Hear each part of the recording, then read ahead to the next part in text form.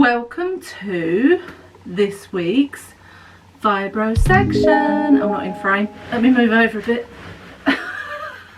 Fibro section, and the cushion's falling off behind me. Today, I'm coming to you from the studio. I thought, Poppy's at college, Holly's away, I might as well make use of it. But I've turned the flashing lights on round the top, and they're kind of doing my head in, so I think I'm going to turn them off actually. Turn them off. Right. This week's Fibro section in the trusted notepad. Fibro Facts. Because I started researching something on fibromyalgia, which was other conditions, like secondary conditions to fibro.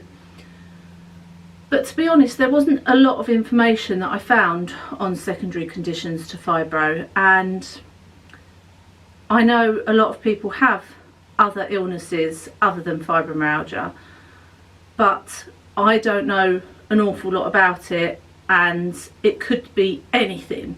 So I think that was quite a wide subject for me to try and research. So instead, when I typed in fibromyalgia, so many facts came up and things that I didn't know actually.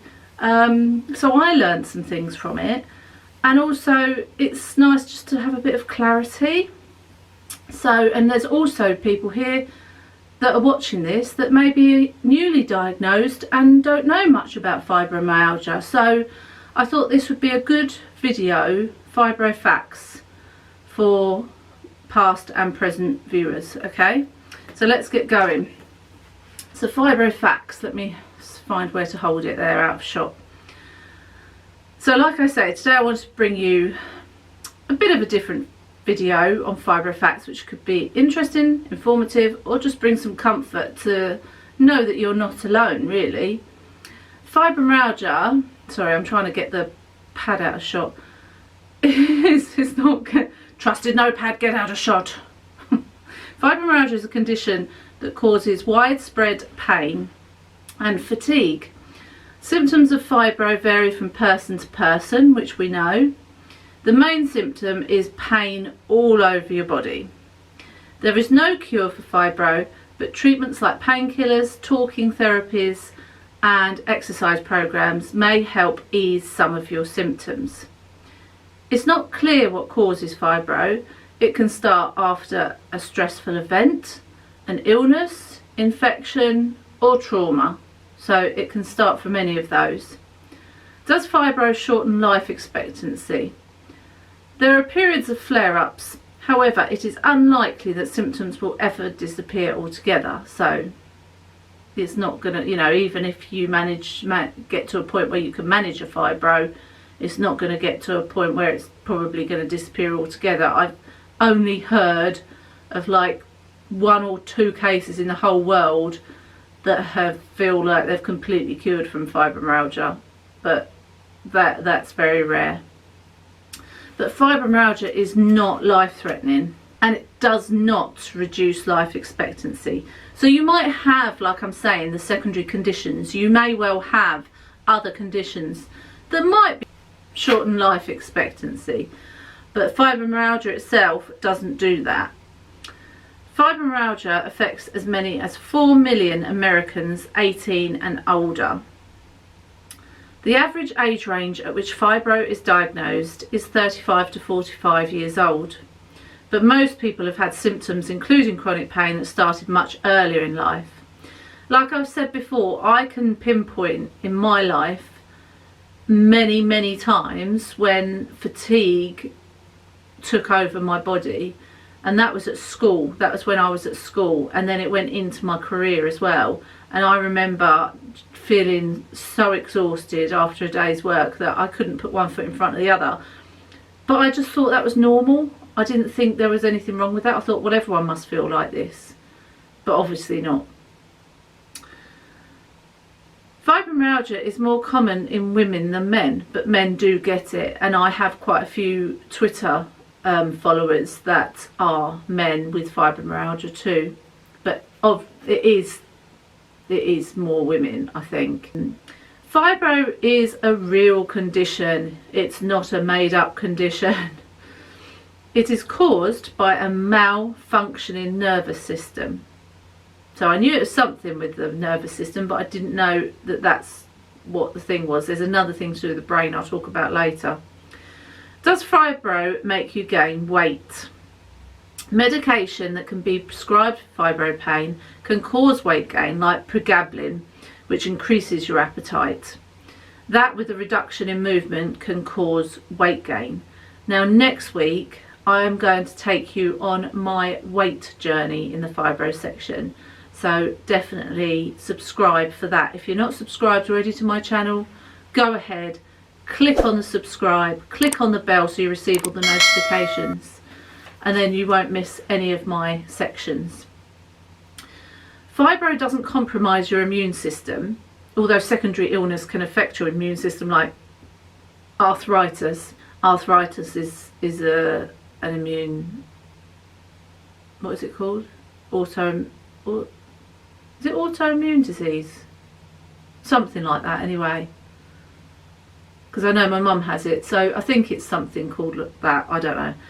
The exact cause of fibro is unclear. However, current research suggests that fibro is a problem with central pain processing in the brain, where there may be an increased sensitivity or perception of pain to a given trigger.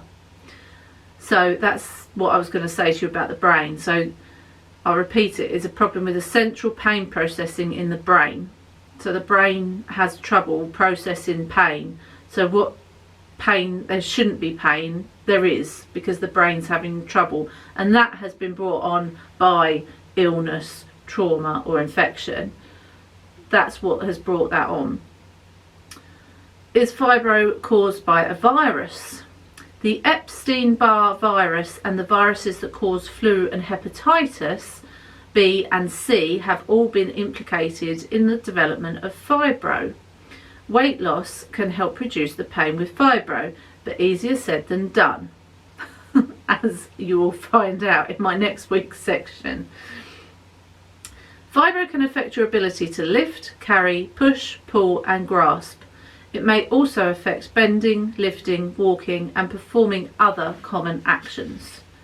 It basically affects everything. And I'll tell you for what, I have just made a banana bread that I have wanted to make probably for the last week. I've had these bananas, they're so black you wouldn't believe, and every time I've looked at it I thought I just can't do it. I just couldn't do it. I was like, I haven't got it in me.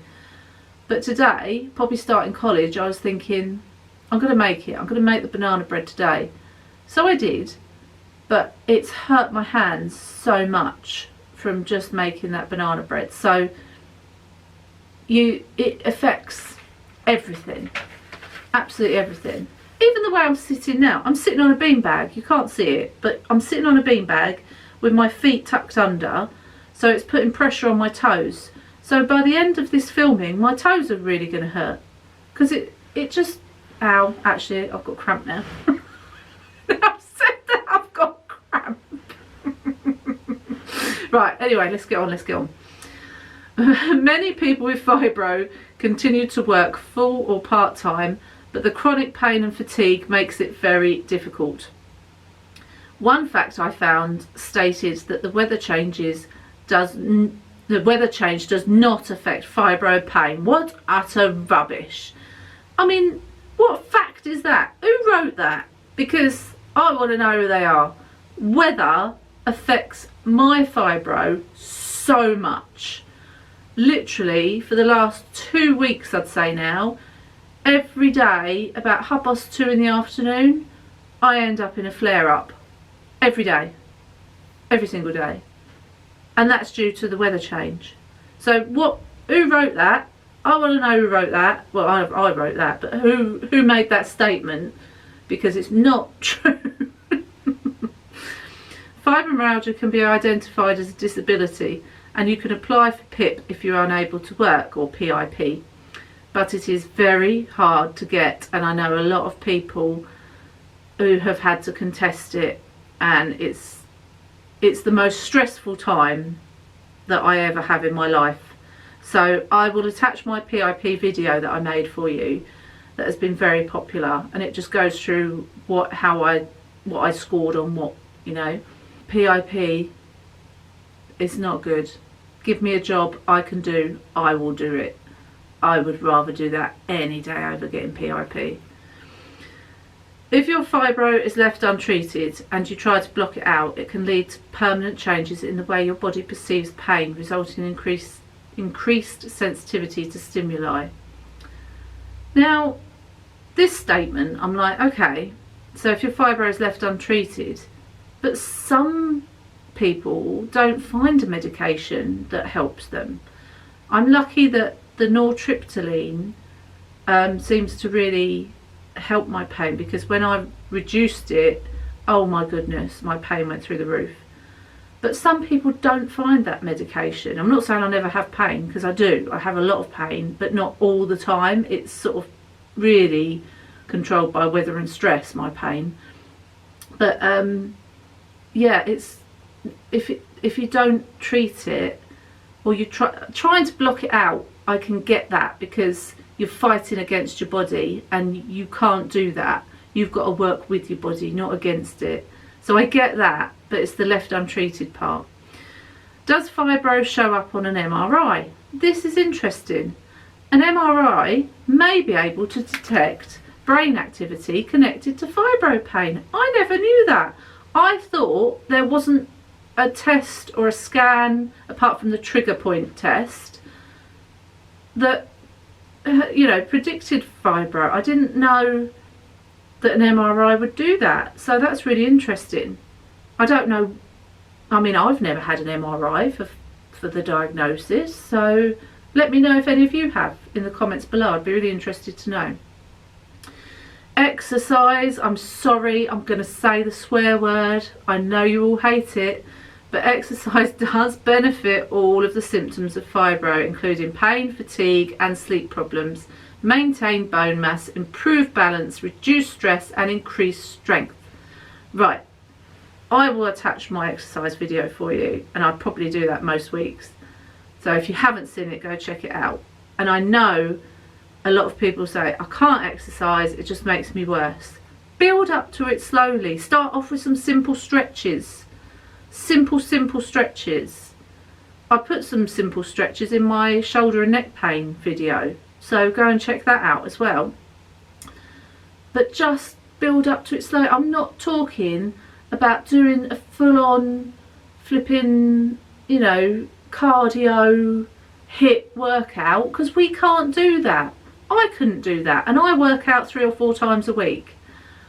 My workouts I do from my jazzercise class that I used to go to. She does it on a Facebook live group, but it's closed, so I can't link that. But there are so many workouts, and Coco Line Fitness on YouTube is brilliant too. Her workouts are good, but be careful, because some of them cause me to have flare-ups sometimes too if I overdo it. But you've just got to listen to your body. Mine is, if I feel sick, I know I need to stop, because it's going to cause a flare-up. Or if something's starting to hurt on me, I think, right, now I need to stop. But try not to get to that point. Try to just build it up slowly. So, but it does, I mean, my balance is so much better since doing jazz. I don't think I've fallen over once since I've done jazzercise. And that's a big improvement. I've got a whole list in my phone of when I fall over and what I did and what I hurt. And I haven't fallen over once yet, touch wood. Touch wood. I'm going to say that, I'll go and fall over the step now. Obtaining a blue badge isn't always straightforward. If you have medium or higher PIP mobility, you are automatically entitled to one, which is what I have. I have medium mobility, so I automatically get a blue badge. Otherwise, you need to apply and go for an assessment, which I have done as well. I went for assessment at the beginning when I first got a blue badge four years ago, and they gave me a blue badge after the assessment. The sun can soothe sore muscles and induce relaxation. A new study shows UV rays may also reduce fibro pain by triggering your skin cells to make more vitamin D. vitamin D is a brilliant thing, and you should be taking a supplement because now we're not outside as much. So in the winter months you definitely need vitamin D. A new medication called Savella, spelt Savella, is the third medication approved to help fibro and might be worth asking about. Now, I'd never heard of this. Have you? Have you heard of Savella, or are you on Savella? I would really be interested to know. And the next time I speak to my doctor, which is going to be soon because I need to talk about my medication, I'm going to ask her about it. So I will probably put that in a weekly if I do ask her about it, so you'll know what she says.